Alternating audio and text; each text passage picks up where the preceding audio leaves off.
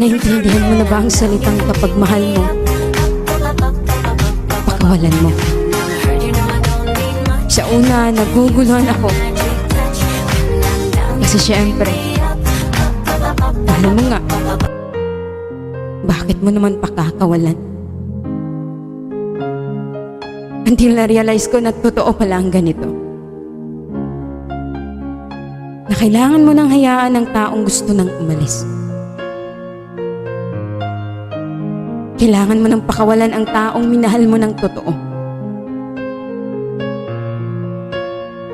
At gusto mong maging masaya siya. Kahit hindi na ikaw ang dahilan sa ngiti niya. At yan ang pinakamasakit sa pagbitaw mo sa kanya. Sa relasyon,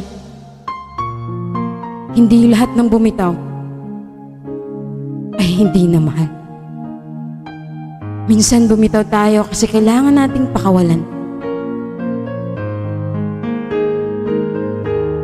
Yung ikaw na lang ang lumalaban.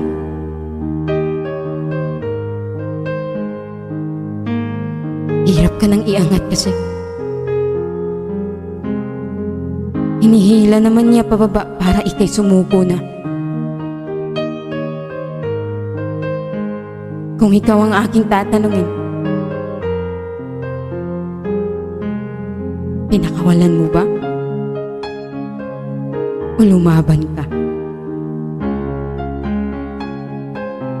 Ang hirap naman kasi lumaban kung ikaw na lang mag-isa.